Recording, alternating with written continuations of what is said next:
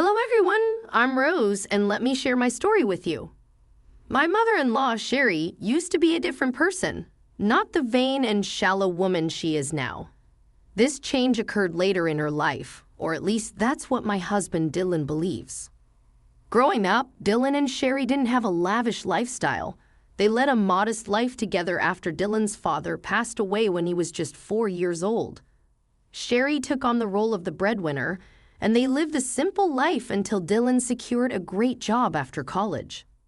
Dylan is a remarkable and kind man, not just because he's my husband.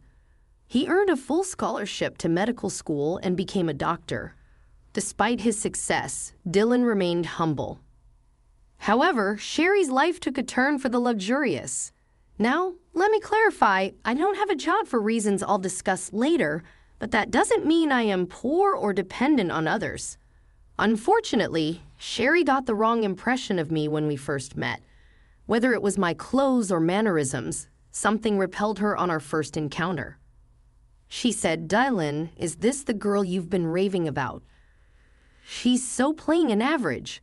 Why would you choose someone like her? Does she even have a job?" My name is Rose, and no, I don't have a job. However, Sherry assumed that meant I was planning to trap her son and drain his money. She labeled me as a gold digger and a parasite, making baseless assumptions about my character. Dylan defended me, but the argument escalated and we decided to leave. During our journey home, Dylan apologized for his mother's behavior, acknowledging that she had crossed a line. He reassured me, saying his mom no longer knows how to act like the same person. Although her words hurt, Dylan asked me not to mind them. Yet, I couldn't shake the feeling that being comfortable around Sherry might be a challenge. After all, she's the only parent Dylan has left. I decided to step back.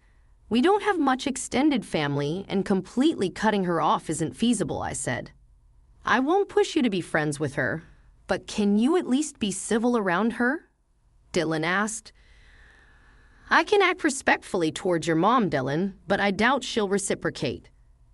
Don't worry, Rose. I'll keep her in check if she crosses the line. We can consider reducing contact. I love my mom, but I love you too. I won't let her harass you for no reason. I was skeptical about my relationship with Sherry. Dylan assured me he'd stand up for me, but I still felt uneasy. Dylan and I got married 3 years after we started dating. We had a court wedding due to financial constraints. Dylan was sending Sherry a lot of money every month for emergencies. Even after we married, he continued this practice, training our finances. I didn't stop him. I believed he had the right to help his mom. However, Sherry became a problem. She regularly spoke ill of me and gossiped with her friends, spreading rumors about me being a gold digger. I ignored it initially, but it started affecting my reputation. Despite Dylan's efforts, Sherry never treated me kindly. She believed I wasn't good enough for her son. Surprisingly, one day Dylan told me that his mom wanted to invite me to a small party she was hosting. I was skeptical since she disliked me. Dylan assured me that she promised to improve and wanted me there. It seemed odd considering her recent financial struggles, but Dylan believed she managed somehow. I agreed to go despite my concerns about her behavior. Dylan hoped his mom was making an effort, so I decided to keep an open mind. I truly wanted us to mend our relationship and become friends. I had serious doubts that Sherry would ever consider being friends with me. Despite my willingness to be civil and make an effort for Dylan's sake, it seemed that Sherry had little regard for his happiness. Despite my skepticism, I decided to attend the party, eagerly waiting for Sherry to provide details. Sherry texted me the next day, and I assumed she was extending the invitation. However, her message took an unexpected turn as she started mentioning the party at a 5-star hotel, promising her friends a great time. This excited her, and she planned to take 15 people. Curious, I asked if I was invited given Dylan's assurance. To my surprise, Sherry responded with arrogance and disdain. She made it clear that I was not invited, emphasizing the exclusivity of the event due to her wealth, family status, and the supposed classiness of her friends. I was taken aback and confused, as Dylan had genuinely believed Sherry was extending an invitation. I expressed my assumption only to be met with Sherry's condescending remarks, stating that I wouldn't understand the intricacies of planning such an event. I decided to maintain my dignity, acknowledging her message and clarifying that I wouldn't attend if I wasn't wanted. Sherry reiterated her stance, emphasizing her class and status, while I resisted the urge to respond with anger. Disappointed and hurt, I chose not to share this with Dylan. Instead, I patiently waited for the day of the party. Sherry, oblivious to the emotional impact of her actions, sent me a picture showcasing her and her friends in designer outfits, flaunting their status on social media. I refrained from responding, choosing to focus on my work and patiently await the unfolding of events. After about 3 hours, I received a call from my dad. And here's a confession for you all. My dad owns the hotel where Sherry was hosting her party. Sherry had no clue about this. 3 years ago, I inherited a substantial amount from my grandfather, which I invested in my dad's business. Now, I receive a share of the profits from the hotel and other family-owned businesses. Despite coming from a well-off family, I prefer not to broadcast it, and that's why Sherry was unaware of my background. She also had no idea about the high cost of the 5-star hotel and its restaurant. Sherry and her friends ordered without checking the menu or prices, resulting in a hefty $2,000 bill. This turn of events was the perfect opportunity for revenge.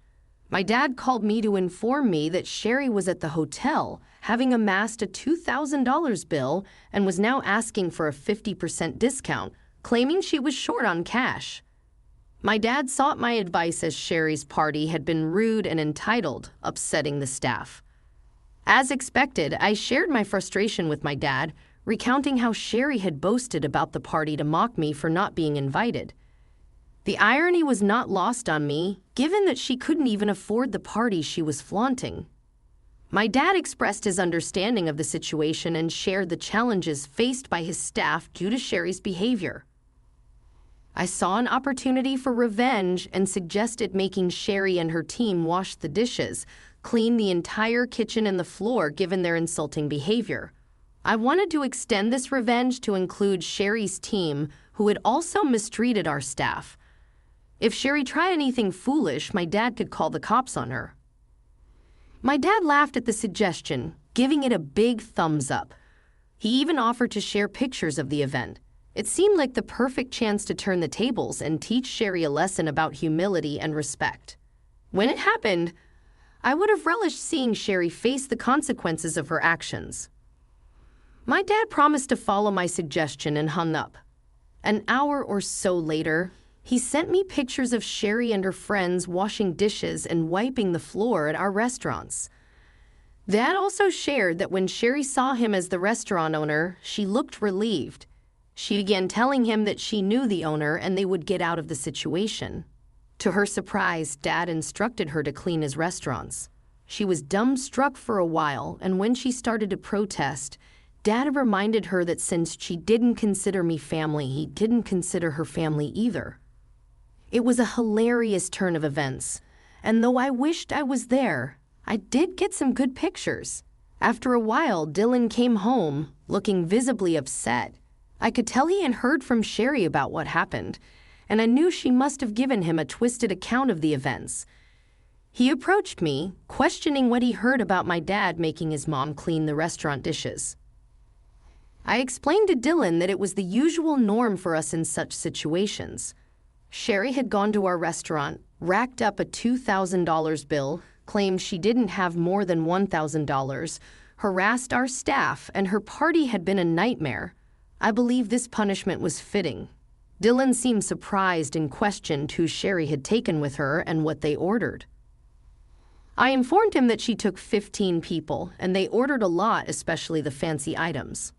He expressed disbelief, as Sherry had told him she was taking only 4 people and had invited me, but I declined.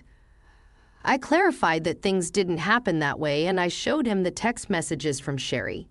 Dylan requested the bills and asked me to show him the texts, wanting to understand the situation better. I showed Dylan all the texts, and my dad sent him the bills. I also presented some pictures to illustrate the scale of Sherry's party. Dylan grew extremely mad when he saw everything. He called Sherry, asking her what was wrong and why she hadn't told him the full story. Sherry claimed, "She only mentioned being short of cash, and I must have given him a different story to sabotage her." Dylan confronted her, pointing out that she declined my invitation and insulted me by saying I wasn't classy enough for her. Sherry tried to brush it off as a harmless joke, but Dylan wasn't buying it. He questioned her spending thousands of dollars taken from him on friends while insulting his wife. He called her out for her actions, stating that spending $2,000 on food and drink wasn't a small matter. Sherry was left trying to justify her actions while Dylan expressed his disbelief at her behavior. "I made a mistake by giving you money whenever you shared stories about needing it, Mom." "Well, guess what? I'm not giving you any money again." "But Dylan, you've been so supportive for so long, you can't just stop now. It was a one-time mistake." "Why are you overreacting, Mom?" "I am not overreacting. This is not a one-time mistake. If you can't even consider my wife as family, I don't want anything to do with you. I always thought you would change your mind, but you never did. I'm not paying you to insult my wife and call her classless while she sacrificed a lot to support you. This ends now." Dylan didn't listen to Sherry anymore. He hung up on her and blocked her number. He also apologized profusely to me for being mad at me without knowing the full story. I forgave him because, well, he did stand up for me. We had a serious discussion about Sherry and jointly decided that she will no longer be in our lives. For now, yes, Dylan is now a wealthy man, but he knows to stay humble. He found Sherry's behavior completely unacceptable, especially because it was directed towards me. I agreed with the fact that it was very unfair to me, and I was all set to remove her from our life for good. In the next few days, Sherry reached peak madness. She realized that her own actions may have damaged her relationship with her son for good, sending her into a horrible panic. She showed up at our house and demanded to speak with Dylan. Slowly, her demands turned into begging after she was turned away from the door every time. Yes, Sherry worked and earned some money. However, it wasn't enough for the high-end lifestyle she had gotten used to all these years. Dylan had stopped giving her money entirely. Instead, he invested some of his funds into my dad's business to help him open new hotels and restaurants in the neighborhood. We do plan on expanding our hotel business to bigger cities, but we'll have to see what the future holds. Since Dylan stopped sending her funds, Sherry had to downgrade her lifestyle significantly. She was struggling to keep the rented condo with her own money and ultimately decided to end her lease. She has now shifted to a small one-bedroom apartment and doesn't have any money to spend on extras after all the bill payments. How do we know this? She emails us about it, of course. She still downplays her behavior and acts like we are overreacting. Suffice it to say, she will be out of our lives for a while now. Just a month ago, I found out that I was pregnant. Dylan and I are overjoyed and busy planning everything before our baby comes. To be honest, I'm glad that my child won't be around shallow people like Sherry anymore. But if the time comes, I will make sure my dear mother-in-law doesn't get to fill my child's head with nonsense. For now, please wish us luck so that we can be good parents to a healthy child.